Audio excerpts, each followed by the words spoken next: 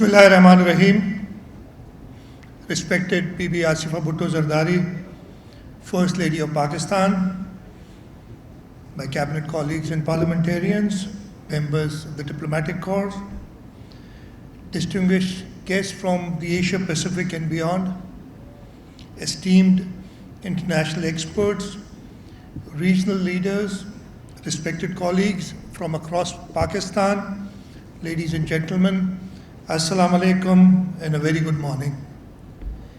It's a profound honor to welcome you to Karachi, the capital of Sindh, for the Asia Pacific Shelter and Settlement Forum 2026. I especially thank First Lady of Pakistan, Ms. Asifa Bhutto Zardari, for gracing this occasion. This forum represents the largest and most significant regional gathering dedicated to housing, shelter and human settlements. It brings together policymakers, practitioners, development partners, academics and innovators from across Asia Pacific region, united by a shared commitment to ensure safe, resilient and dignified housing for all.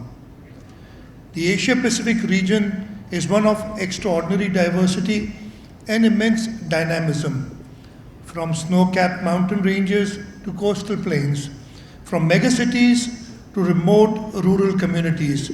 This region is home to billions of people whose resilience, culture and creativity continue to inspire the world. Yet it is also a region on the front lines of climate vulnerability and rapid urban transformation. I am particularly pleased to see strong participation from academia, donor agencies, the private sector, civil society, and government institutions across Pakistan. Your presence here reflects a shared understanding that sustainable housing solutions require partnership, innovation, and collective resolve. Sindh is proud to host this forum. It is especially meaningful for us because our province is home to what is today world's largest housing reconstruction initiative, the Sindh People's Housing for Flood Affectees. Envisioned under the leadership of Chairman Bilawal Bhutto Zardari, this initiative has emerged as a global model for climate resilient construction and inclusive recovery.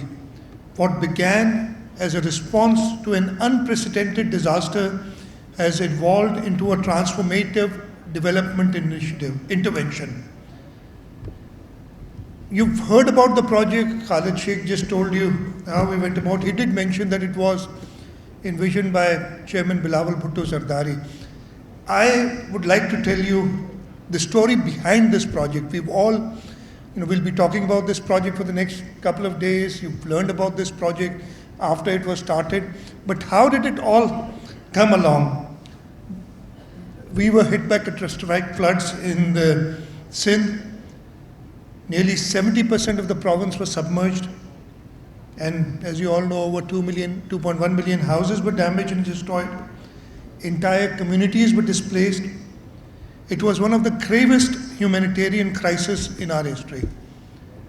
Chairman Bilawal Bhutto Zardari, who was also the foreign minister of Pakistan at that time, cancelled all his visits. He was to visit a few countries as the foreign minister, but during this time of crisis, he wanted to be with his people.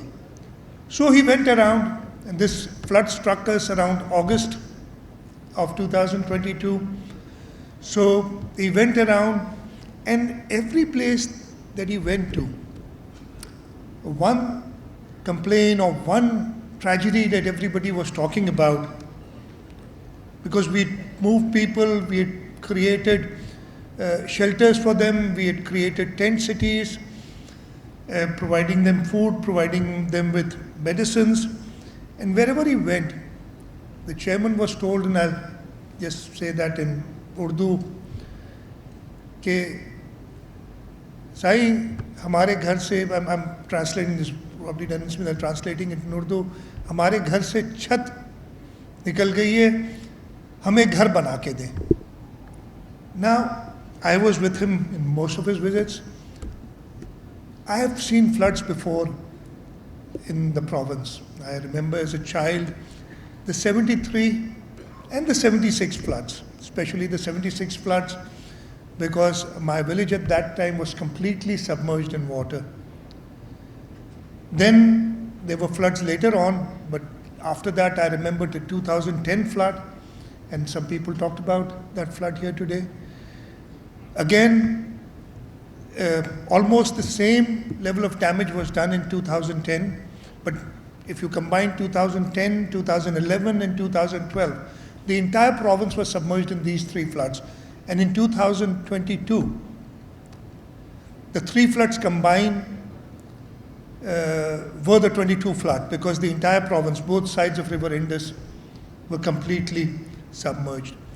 Now, in all these floods, I'm talking about 73, 76, there was flood in 94, if I remember correctly, 96, 2010, 2011, 2012, 2020, and the 2022 flood. We had never endeavored into construction of houses. We never thought about it. Now, we did think about it, but the quantum of damage or the quantum of relief that was to be given was so huge that we could not even think about it. So, Chairman Bilawal tells me, visiting these people, and he turns around and says, in Urdu ki ji, mujhe to ek hi demand nazar aa rahi hai, इनको मैं घर बना के देने पड़ेंगे. So it just tells me, by the way, that Chief Minister, I'm hearing this complaint and we need to make houses for these people. And I just thought it was a passing remark and he'll forget about it. But next day, when we met, and he said, Chief Minister, आपने क्या सोचा? Chief Minister, what have you thought about what I told you yesterday? And I lied. I said, sir, I'm working on it. I hadn't thought about it. So that night, I huddled a few people together and I said, Chairman wants this. And they were like smiles on all the faces, there's something not possible, we will not be able to do it. And I said, no, we need to try. So we sat down and did some numbers. And at that time, we were told about 1.6 to 1.8 million. Later on, it was 2.1 million houses are damaged. And we did some quick math. And, it turned out that we'd need about 600 billion rupees. It's about $2 billion. And I said, now, everybody said this is not possible. At that time, our annual development budget was between 100, what we could spend, the government of Sindh was between 100 to 150 billion rupees. So 4 to 6 years of our development budget had to be set aside in order to build these houses. So again, when I went to see the chairman, I told him, sir, it's not possible. We will not be able to do it. And he told me, no, I want you to do it. I said, okay. And I am really grateful. The first organization that came to our help was the World Bank. And I spoke with the country director. We were at that time discussing with them flood rehabilitation. And this is sometimes in September. So we started talking, and the country director at that time told me that I've talked to the board members, I've talked to my seniors, and they said that apart from the other interventions that we're doing, we might be able to contribute about $500 million for this project. So I said, okay, that's a start, that's 25% of the work done.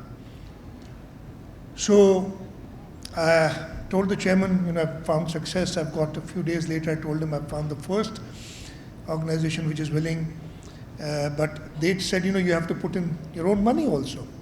So he asked me, how much can we put in? I said, sir, we can do about 50 billion rupees, which is about $200 million, a little over $200 million. And I said, we need to get the federal government in. And they had to match our contribution. So he spoke with the Prime Minister, and the Prime Minister couldn't say no to him. He said, we're putting in $200 million, 50 billion rupees, you have to put in the same amount. So we got about $900 million in about a week's time. And that gave us the confidence that this is something that can be done. And a couple of months later, December 19th, 2022. So this is, where we're still recovering from the flood. The World Bank has its meeting. Now, it all depended on this first $500 million, whether we could get it. And 19th of December 2022, there was a big package that we presented to the World Bank. It was $1.7 billion, $500 million for this, for road reconstruction, for school reconstruction, for irrigation, rehabilitation, canals. And they approved $1.7 billion for us on the 19th of December 2022. Less than a month later, again, Chairman Bilawal Bhutto Zardari, being the foreign minister, was able to convince the Prime Minister and the Prime Minister in turn, because during that period, the UN Secretary General had come to Pakistan and he had visited the flood-affected areas. And the government of Pakistan, along with the United Nations, did an international conference on climate resilient Pakistan in Geneva. It was the 9th of January, 2023. And on this date, the government of Sindh, presented our case for this project. And during that conference, the Asian Development Bank committed $400 million. The Islamic Development Bank committed $200 million. It took a few months for these boards to approve this, but we were well on our way. And as Khalid Sheikh told you, in February 2023, in this very room, we got our other partners in, and Chairman Bilawal Bhutto Zardari made a passionate appeal to them. And there we are, less than 3 years from then, we've not only were able to get all the financing arranged, we completed almost 800,000 houses. We are on our way of reconstructing more than 1.5 million houses, and we are there. Inshallah, in this calendar year, we'll complete our project, the 2.1 million houses that we're doing.